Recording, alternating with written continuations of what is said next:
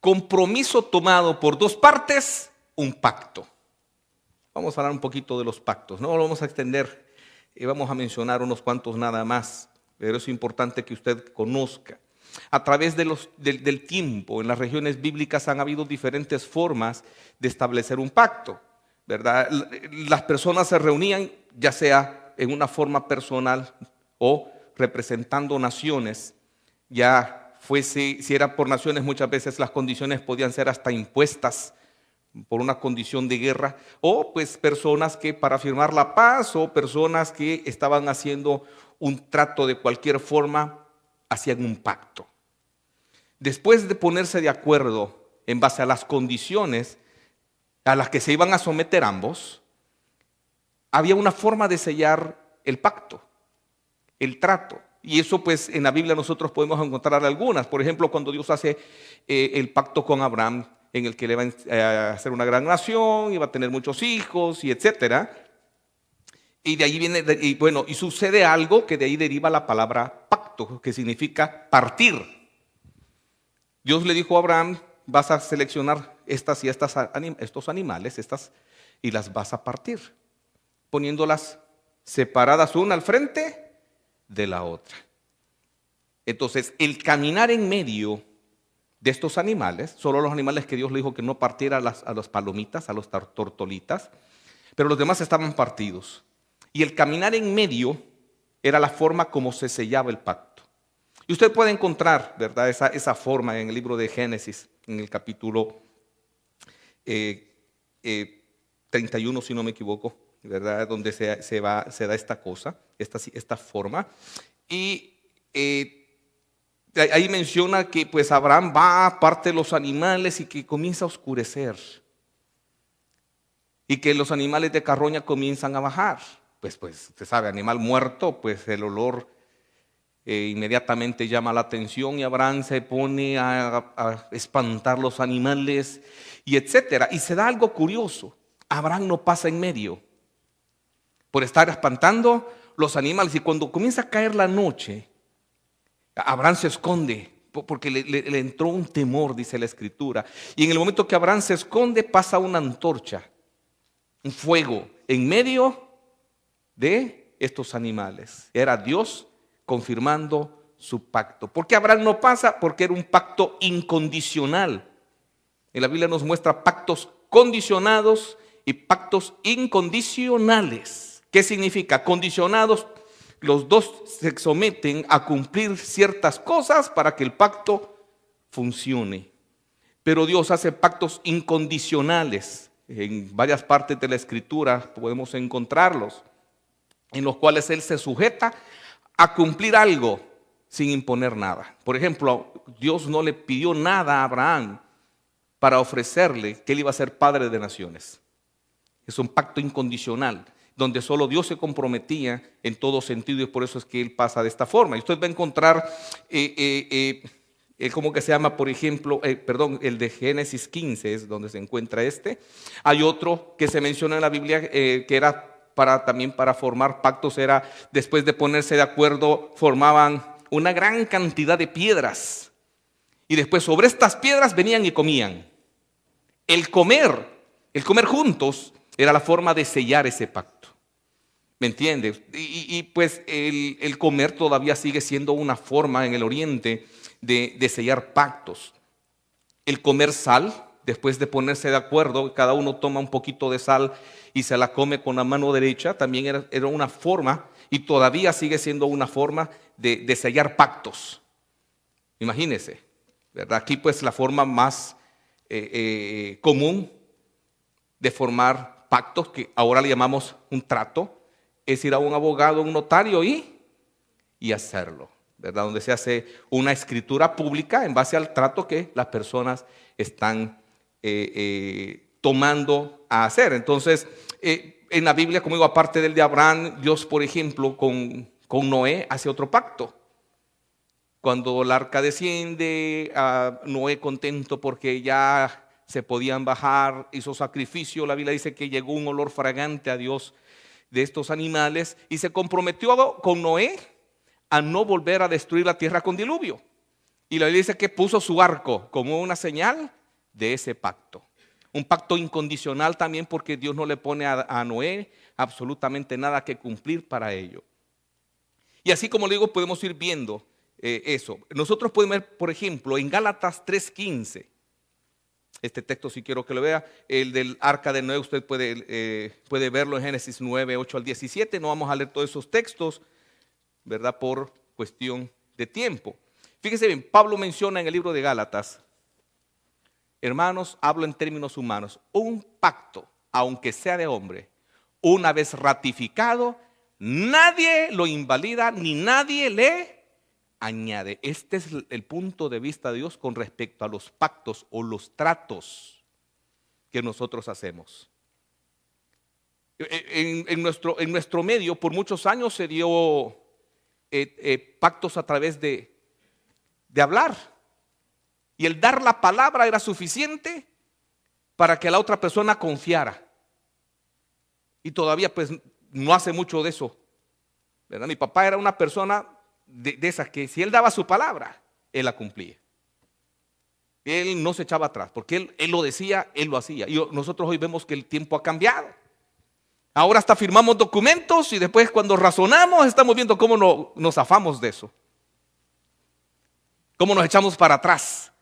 Y para Dios, un pacto. Y dice, aunque sea de hombres, una vez ratificado. O sea, ¿cómo ratificamos un convenio ahora? Con la firma.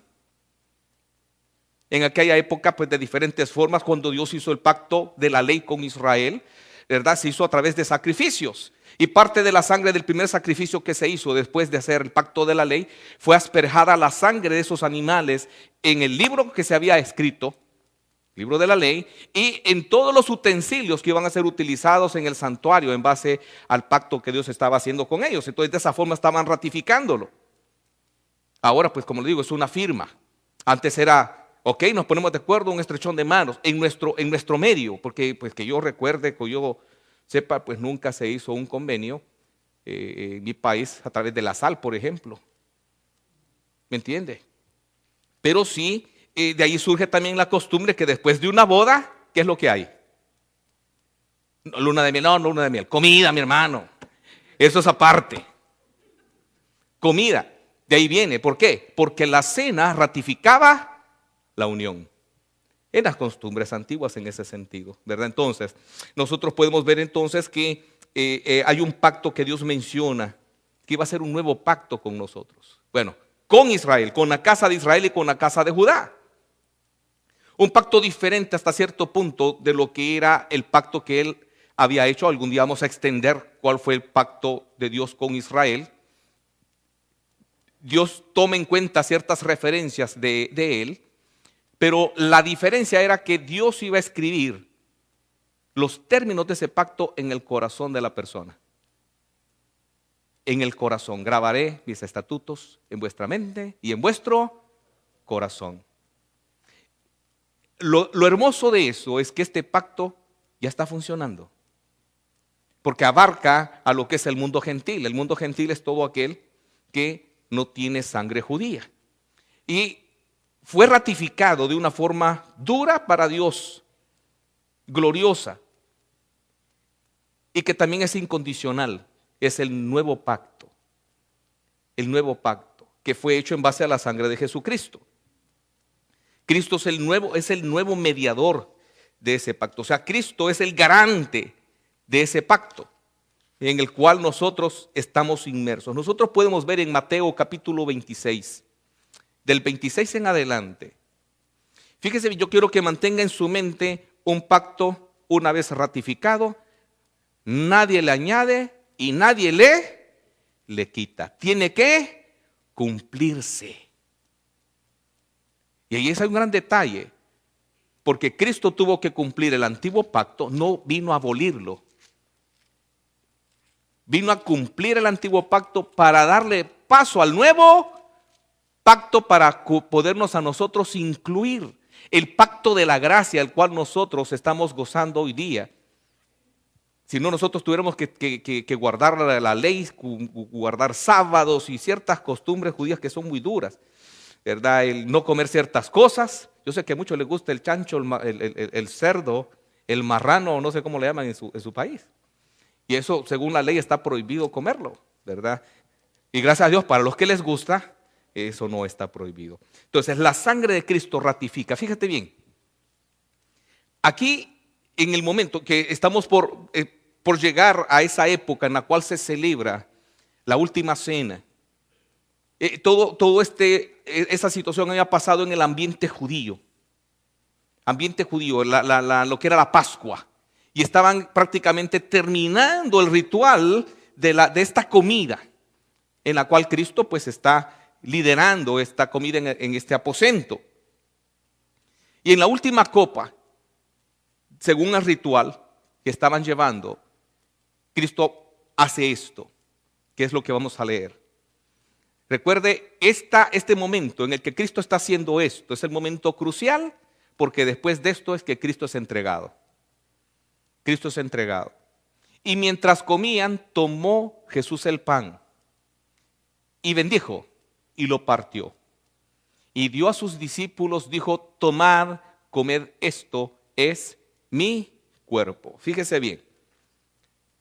El siguiente. Y tomando la copa y habiendo dado gracias, les dio diciendo: bebed de ella todos. Recuerde que esto es lo que hacemos todo cada primer domingo de mes. Leemos parte de esto. Porque esto es mi sangre del nuevo pacto. El vino representaba y simbolizaba la sangre de Cristo que iba a ser derramada. Fíjate bien, no es que el vino se convertía en sangre, ya lo voy a explicar por qué. Que por muchos es derramada para remisión de pecados, para el perdón de los pecados. O sea, fíjese bien, el pacto en la forma en que fue ratificado fue en base al derramamiento de la sangre de Jesús. Eso ratificó el nuevo pacto. ¿Entiende? Era la forma en que iba a quedar sellado, pero también está pasando algo muy importante, y es que están en una cena, están comiendo, están ratificando también en ese momento a través de la comida un pacto. Un pacto. Bien importante que usted note todo esto. Y fíjese bien que están comiendo con Jesús, no se están comiendo a Jesús. Amén. Porque es con Cristo que están haciendo el pacto. Todo aquel que recibe a Jesús como su único y suficiente Salvador personal y participa de la Santa Cena, pero es que me gusta más en español que en inglés, porque en inglés le llaman communion, la comunión, está ratificando un pacto que hizo con Jesús. Está recordando el día en que Cristo murió por sus pecados y el día en que usted recibió a Jesús como su Señor. Amén, hermano. Eso encierra la cena, un compromiso que usted tomó con Dios en Cristo Jesús. Un pacto que, si bien es incondicional, funciona cuando usted recibe a Jesús. Si usted no recibe a Jesús, ese pacto no funciona con usted. Y cuando usted está comiendo, usted está ratificando ese pacto, porque era una forma de hacer pactos y de ratificarlo. Cada vez que usted participa de la Santa Cena, usted está recordando que hizo un pacto con el Señor. Por eso es importante no dejarla pasar. Muy importante. El siguiente versículo nos dice: y os digo que desde ahora no beberé más de este fruto de la vid hasta aquel día en que lo beba nuevo con vosotros en el reino de mi Padre. Fíjese bien, ese pacto es importante para nosotros. Porque Cristo, con el nuevo pacto, nos desliga de todas las responsabilidades del antiguo pacto. Y en el nuevo pacto, simple y sencillamente, usted recibe a Jesús como su Señor. Y el sacrificio que Él hizo, con el que ratifica el nuevo pacto, funciona para perdonar sus pecados. Es lo que Él mismo dijo. Este es el vino, ¿verdad?, que es mi sangre derramada para remisión de vuestros pecados. Remisión es perdonar pecados. Entonces, en Hebreos 7, 22 al 28, por tanto Jesús es hecho fiador de un mejor pacto. Está hablando, el nuevo pacto es mejor que el viejo pacto o antiguo pacto. ¿Por qué? Porque ya no es necesario tu esfuerzo desmesurado tratando de cumplir una ley que quedó demostrado que nadie puede cumplirla. Porque no hay justo ni siquiera uno. Y el pacto funciona, el nuevo pacto funciona en base a la obediencia y perfección de Jesucristo. Cuando tú entras en pacto con Jesús, Cristo te regala su perfección. Y es en base a su perfección que tú puedes ser salvo. Amén. Y los otros sacerdotes, en el antiguo pacto había un sistema sacerdotal en el cual estaban oficiando todos los días. 365 días oficiando, haciendo sacrificios con sangre ajena. ¿Por qué? Porque era sangre de animales que simbolizaban, ¿verdad?, a Jesucristo en un futuro. Y los otros sacerdotes llegaron a ser muchos debido a que por la muerte no podían continuar. O sea, llegaban a un tiempo en el cual pues tenían que entregarle al nuevo sumo sacerdote porque ya la edad ya no se los permitía y pues también la muerte llegaba. Pero Cristo no está limitado a eso y eso es una gran bendición. Porque Cristo es eterno y Él es el fiador del nuevo pacto y Cristo vive para siempre. No necesita estarle dando chance a otro o darle oportunidad a otro nuevo sacerdote porque no es necesario. Porque Cristo es eterno. Mas por cuanto permanece para siempre, tiene un sacerdocio inmutable. Inmutable significa que no cambia. Por lo cual, fíjate bien esta palabra, por lo cual puede también salvar perpetuamente. Esa es parte, eso es un beneficio del pacto. Salvación. ¿Cuánto? Perpetua. ¿Qué significa? Eterna. Esa es parte de lo que Dios te ofrece a través de Jesús cuando entraste en pacto con Él. Él es garante de eso. Garante de la perpetuidad de eso. Y eso es la gran garantía que te da, que a pesar de que te equivoques o me equivoque, el pacto es firme. Porque no depende de que yo no me equivoque. Depende de que Cristo no se equivocó. No depende de que yo no peque. Depende de que Cristo no pecó. Si bien Dios espera que yo no peque. Esa es la esperanza de Dios en todo sentido. Y Él aporta todo de su parte para que no lo haga. Pero Dios sabe que yo más de alguna vez lo voy a hacer. Y por esa misma debilidad mía, Él garantiza a través de Jesús que yo soy salvo perpetuamente. En todo sentido.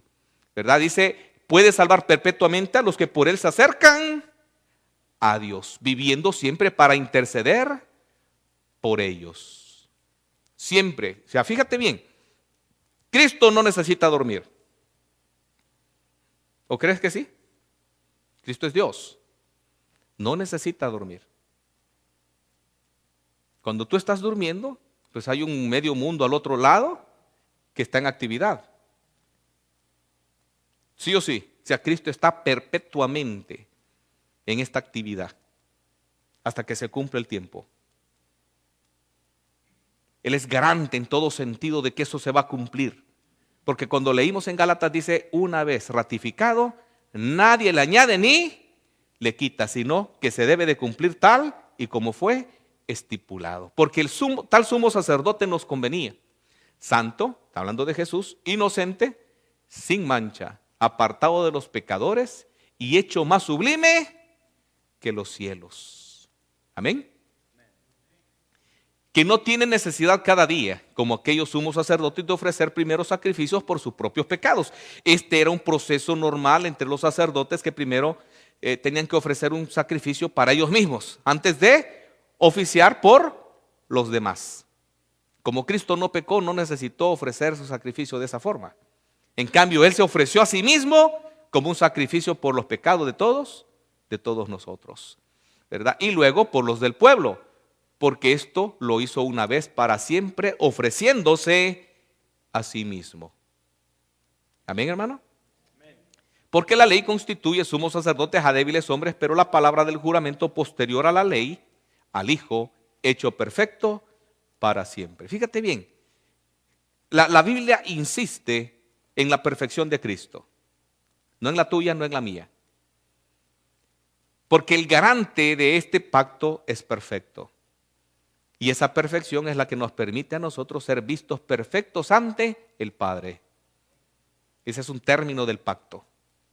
¿Amén, hermano? Amén. Ese es un término del pacto. Y eso es una garantía. Porque si nosotros sin el filtro Jesús, sin esa protección de Jesús, quedaremos desprovistos de la justicia y quedaremos completamente, exactamente, aniquilados. Seríamos vistos tal y como somos de pecadores y no habría forma en que nosotros nos pudiésemos salvar, porque los pecados siempre estarían, ¿verdad?, al frente nuestro. Pero Cristo, que es la propiciación, es quien satisfizo la justicia del Padre, es quien nos cubre por completo y nos garantiza que vamos a ser salvos. Amén, hermano. Amén. Es una garantía completa. Garantía completa. El siguiente, por favor. Oh, hasta ahí era, perdón. Entonces, fíjate bien. Apocalipsis 3:20. Si yo me pongo a leer, leemos todo el libro de Hebreos. Apocalipsis 3:20. Fíjate bien, este es un texto que se utiliza muchas veces, lo hemos usado en evangelismo. Y es Cristo hablando. Cristo hablando, dice, he aquí yo estoy a la puerta y llamo. O sea, ¿quieres recibirme como tu Señor? Toc, toc, toc, toc, toc. ¿Quieres recibirme como tu Señor?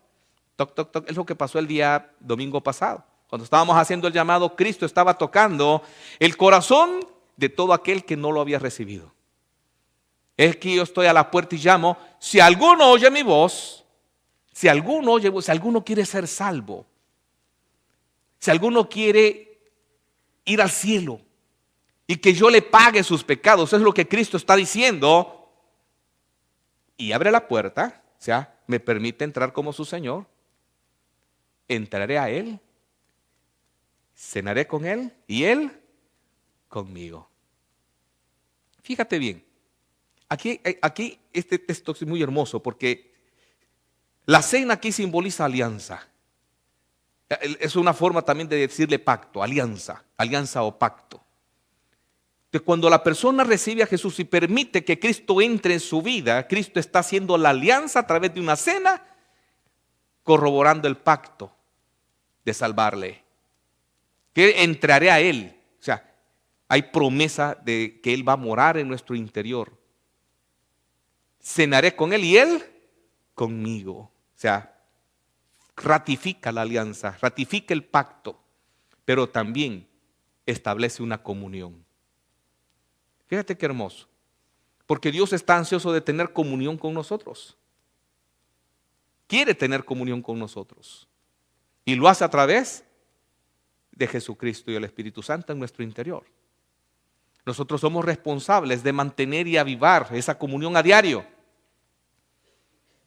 para poder sentir los beneficios de ese pacto, paz, gozo y tanta cosa que el Espíritu Santo ofrece en nuestra vida a través de ese pacto, reflejar en nuestro interior el carácter perfecto de Cristo.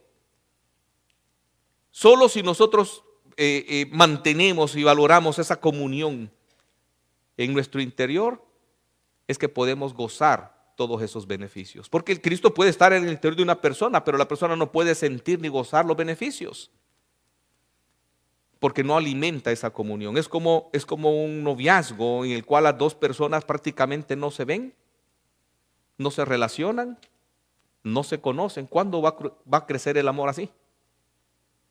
¿Sí o sí? ¿Cuándo va a haber una intimidad real? Para que exista intimidad hay que conocerse. ¿O no? Hay que conocerse y Dios ofrece a través de entrar a nuestra vida, sellar ese pacto y tener comunión, tener intimidad, ¿verdad? Que es lo más hermoso que puede haber en una relación, una intimidad, donde yo te conozco y tú me conoces. Y Dios nos está dando el privilegio de conocerlo a fondo, a través de la Escritura, a través de la oración. Y muchas veces nosotros despreciamos ese privilegio que Él nos ha dado en ese sentido, que son beneficios del pacto que Él ha hecho con nosotros. Él está a la puerta de todo aquel que todavía no le ha recibido y tocando, y le dice, dame chance, tu vida va a mejorar, dame una oportunidad de demostrártelo, no te vas a arrepentir. O sea, ¿cree usted que Dios va a entrar a la vida de alguien para fregársela? ¿Para arruinársela? ¿Para divertirse, verdad? Y, ay, me estoy divirtiendo con ¿verdad? Y próxima víctima. Dios no es así. Dios lo que quiere es que tú no sufras. Y por eso Él quiere establecer ese pacto, esa alianza y esa comunión. Y la Biblia pues es importante, en el cual dice que Él cumple su parte. Lo podemos ver en Hebreos 6, 16, 19, tú puedes ver que pues allá en Gálatas daba garantía de eso. Una vez ratificado, Cristo lo ratifica en la cruz del Calvario, por lo cual Él está dispuesto a través de su sangre a cumplir eso, pero también hay palabra de Él para hacerlo de esa forma. Hebreos 6, 16 al 19 dice, porque los hombres ciertamente juran por uno mayor que ellos. En la época antigua siempre juraban, ¿verdad? Por el altar, por el arca, por el santuario, y lo hacían hasta por Dios, te juro por Jehová tal cosa. En el Antiguo Testamento usted va a encontrar muchas veces, vive Jehová, ¿qué tal cosa voy a hacer? Al decir vive Jehová, ellos estaban jurando en el nombre de Jehová. Se estaban comprometiendo de esa forma, haciendo un trato, un pacto de esa forma, ¿verdad? Jurando por alguien mayor en todo sentido. En ese caso pues era Dios mismo. Y para ellos el fin de toda controversia es el juramento para confirmación. O sea, hay un problema, nos ponemos de acuerdo y llegamos a acordar los términos para terminar la controversia y el problema y luego la confirmación. De alguna forma, ya con sal, ya sea comiendo, ya sea partiendo animales y caminando en medio, ya sea Cristo en la cruz del Calvario.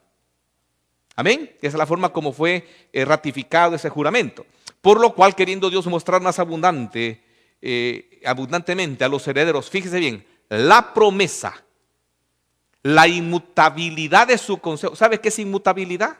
Suena raro, ¿verdad? Pero ¿sabe qué significa? Inmutable es que no cambia. Que si Dios lo ofreció, lo cumple. Lo cumple porque lo cumple. Fíjese bien, la inmutabilidad de su consejo interpuso juramento. Fíjese bien, promesa y juramento. Fíjese bien, esas son palabras claves. Promesa y juramento, el cual fue sellado en el pacto. Promesa y juramento. Siguiente, por favor. Para que por dos cosas inmutables, ¿cuáles? Promesa y juramento. Fíjese bien, sígale el hilo. Promesa y juramento son dos cosas inmutables. ¿Qué dijimos que era inmutable? No cambia. Perdón, hermanos, si los estoy aburriendo un poquito por estar tomando estos temas teológicos. Espero que no. ¿Amén? Después tomamos café, hermano. Aleluya. ¿Me invita? Gracias, hermano. Yo. Bueno. Allá tenemos una cafetera nueva de 100 tazas, creo que alcanza. Para que por dos cosas inmutables, ¿cuál dijimos? Promesa y juramento, en las cuales, fíjese bien qué importante esto, es imposible que Dios mienta. Fíjate bien qué garantía más fuerte la que nos respalda. Su promesa y su juramento. ¿Qué garantía más fuerte la que Dios da en que tú y yo somos salvos? No por nuestra perfección, sino por quien selló ese juramento que fue Cristo Jesús. Oye, importante, hermoso, gloria a Dios por estas palabras. Que Dios mienta, tengamos un fortísimo consuelo. Los que hemos acudido para asirnos de la esperanza y la confianza puesta delante de nosotros, la cual tenemos como segura y firme ancla del alma y que penetra hasta dentro del velo. El velo es una cortina que dividía el lugar santo con el santísimo. Y nuestra confianza traspasa ese velo porque llega al cielo. Amén, hermano. Porque quien está allá es el garante, es Cristo Jesús el que nos garantiza la promesa de nuestra salvación. Es segura, mi hermano, no tengan ningún temor de ella. Es segura. Fíjese bien que estos domingos hemos estado hablando del maduro, del inmaduro, en la clase del viernes también, de cómo madurar espiritualmente. La garantía de Dios abarca tanto al débil, que es el inmaduro, como al fuerte, que es maduro. La salvación no depende de qué tanto tú has madurado en el Señor, qué tanto has crecido. La garantía de que tú eres salvo es la sangre de Jesús y su promesa.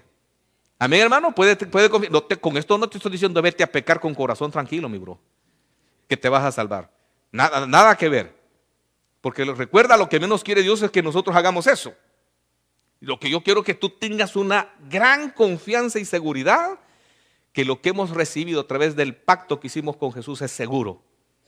Y Él lo garantiza desde todo punto de vista. Hebreos capítulo 6, algo que acabo de mencionar.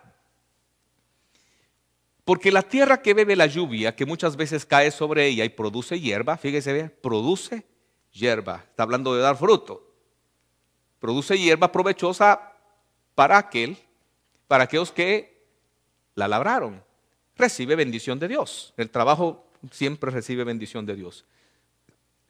Pero la que produce espinos y abrojos es reprobada. Está próxima a ser maldecida y su fin es el ser quemada. ¿De qué está hablando aquí? De personas que realmente no se comprometieron. Que llegó el evangelio a su mente, pero que no llegó a su voluntad. Hemos hablado mucho de eso. No se salvan los que entienden el evangelio. Se salvan los que lo viven. O sea, ¿qué es vivirlo? Primero recibir a Jesús como Señor y someterse a Jesús como Señor. Ahí ya la hizo. Muchos creen que son salvos porque entendieron cómo funciona el evangelio. Y es a ellos a los que se refiere Jesús. No todo el que me diga Señor, Señor. Exactamente. Entendieron cómo funcionaba el evangelio, pero no se entregaron a ese evangelio, a obedecerlo. Y no lo estoy diciendo para meterte miedo. El siguiente versículo dice, pero en cuanto a vosotros, oh amados, o sea, ahí nos incluye a nosotros que lo estamos leyendo, estamos persuadidos de cosas mejores. O sea, aquí Dios nos asegura de que si tú creíste, has creído bien. Y que tu voluntad está quebrada, tu voluntad está entregada al Señor. ¿Amén, hermano? ¿O me equivoco? ¿Amén? Gloria al Señor por ello. Estamos persuadidos de cosas mejores y que pertenecen a la salvación, aunque hablamos así, por el garante que se menciona. Si has recibido a Jesús como Salvador personal, como tu Señor, y tu voluntad está entregada a Él, hermano, no tengas temor, aunque te equivoques. Porque el que garantiza que eres salvo no es tu obediencia, es la obediencia de Cristo Jesús. Y fíjate bien lo que dice acá. Porque Dios no es injusto para olvidar vuestra obra y el trabajo de amor que habéis mostrado hacia su nombre, habiendo servido a los santos y sirviéndoles aún. Garantía de bendición del servicio. Y el siguiente, pero deseamos que cada uno de vosotros muestre la misma solicitud hasta el fin para plena certeza de esperanza. Fíjate bien cómo funciona esta parte. El hermano que recibiendo a Cristo realmente, entregando su voluntad al Señor, o sea, se quebró su voluntad de salvo de verdad, pero se comienza a desviar, comienza a dudar de su salvación, comienza a perder su certeza. ¿Me entiende? ¿Por qué? Porque le está dando rienda suelta a la naturaleza carnal. Y la naturaleza carnal está opacando la naturaleza espiritual. Entonces llega a tener duda de que sí es salvo realmente. Y comienza a decir, estoy cometiendo estos errores, ¿será que no soy salvo? ¿O será que perdí la salvación? Pierde la certeza. Aunque Dios lo garantiza que así es. Pero recuerde, ¿cuántas veces has tomado promesas de Dios y después las has descuidado o has desconfiado de ellas? ¿Será que Dios me va a ayudar? ¿Qué es eso? ¿Es certeza? ¿Será que Dios me va a bendecir? ¿Será que Dios me va a ayudar en mi problema? ¿Será que Dios va a salvar mi matrimonio? ¿Será que Dios va a ayudarme a conseguir trabajo? ¿Será que Dios me va a sanar? ¿Es esa certeza? No. Y muchas veces por nuestra carnalidad caemos allí. Entonces Dios no quiere que estemos en esa posición. Por eso, ¿podemos retroceder el versículo? Por eso es que Dios quiere que tú te mantengas caliente trabajando para Él. Porque eso te da certeza a ti. Dios no pierde la certeza nunca, porque Él es fiador de haberte dado algo seguro. Pero cuando tú te enfrías, la certeza comienza a bajar. Entonces el problema no es Dios, somos nosotros. ¿Entiende eso, mi hermano? Porque Dios no es injusto para olvidar nuestra obra y trabajo. O sea, Dios está ofreciendo también, recuerda, un galardón, una bendición, ¿verdad? Con respecto al trabajo que tú haces. Si gustas, nos brincamos hasta el siguiente. A fin, fíjate bien, de que no os hagáis. O sea, cuando tú comienzas a enfriarte, pierdes la certeza. Pero cuando tú no eres perezoso y te mantienes activo, sirviéndole al Señor, en buena comunión, orando, estudiando tu Biblia, entonces tu certeza se mantiene calientita. Y aunque caigas en un pecado, esa certeza no se pierde porque tú también tienes la certeza de cómo salir de él. ¿Qué son los métodos que Dios ha dejado? ¿Cuál? Deja el pecado, arrepiéntete, pídele perdón a Dios por la sangre de Jesucristo. Hermanos, estas cosas os escribo para que no, y si alguno hubiere pecado, abogado tenemos para con el Padre, a Jesucristo, el justo. Entonces tenemos el mecanismo para poder salir de él, pero estamos calientitos.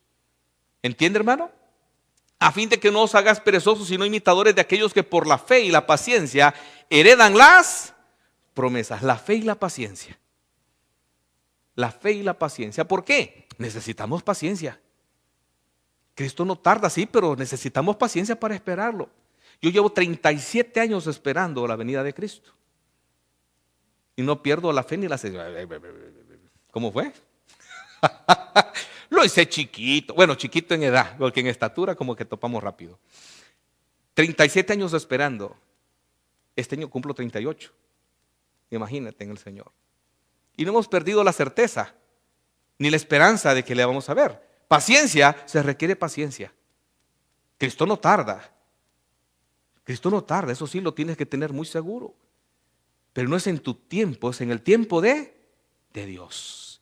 Cuando tú tienes un problema, tienes una circunstancia que no puedes brincar, que no puedes manejar, necesitas paciencia para esperar en el tiempo porque no es en tu tiempo, es en el tiempo perfecto del Señor. Por eso necesitamos la paciencia y fortalecernos en todo sentido. Recuerda, hermano, que Dios se mueve en base a compromisos. En base a un compromiso.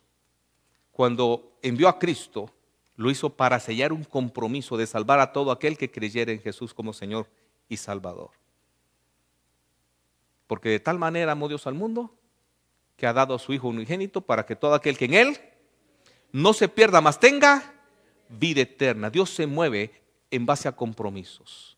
El creer en Jesús sella un compromiso con Dios. Sella un compromiso y Dios está dispuesto a cumplirlo siempre. Y ha dejado todo especificado y todo aclarado y todo limpio y todo libre para que nosotros podamos ser salvos. ¿Estás dispuesto a tú cumplir ese compromiso con el Señor? Es la pregunta. Siempre. Y siempre es siempre. ¿Por qué? Hermanos, aquí no les gustan las bendiciones. A mí me encantan. Me encanta sentir cuando Dios me da una bendición. Me encanta. Me encanta. ¿Te encantan los compromisos? En el mundo hispano es muy problemático eso, porque queremos la bendición sin compromiso. ¿O no? Queremos que nos venga todo, pero sin, ya tener que ir todos los domingos, más ahorita que viene verano. Aleluya.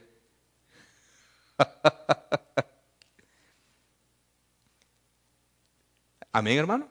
En el mundo hispano así funcionamos. Queremos todo, pero sin comprometernos.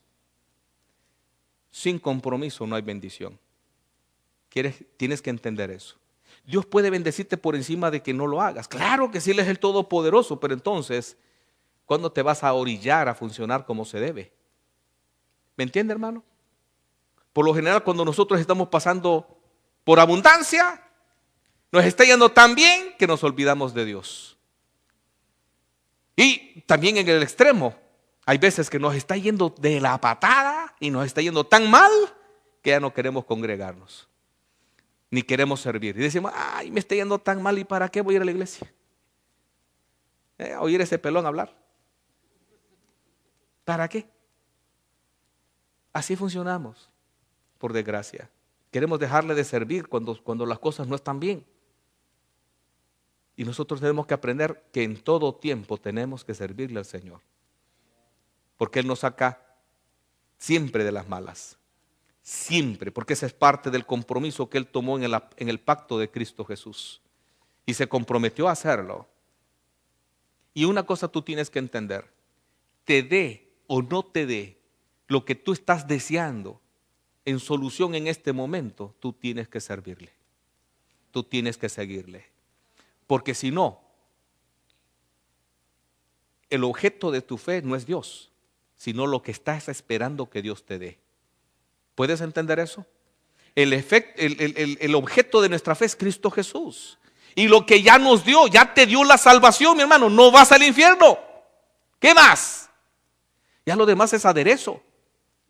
¿Sí o no?